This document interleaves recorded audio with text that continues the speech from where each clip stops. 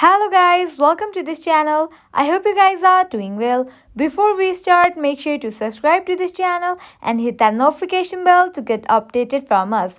Today in this video, I'm going to teach you to make a playlist in your Spotify account. Firstly, make sure that you are connected to your internet and you have already logged into your Spotify account. This process is similar for Android and iOS device. Now let's get straight into the process. Open your Spotify app. Here I go. Your home page appears. At the bottom, you can see different options. Go to the option Your Library, tap on that. Now at the top right corner, you can see that plus icon, tap on that. Tap on Create. You have easily created your playlist. Now you can add some songs to this playlist. Tap on Add Songs.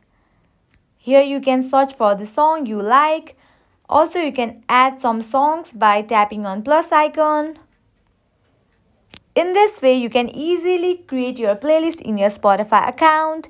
I hope this video will help you. At last, make sure to like, share and subscribe to this channel. Thank you.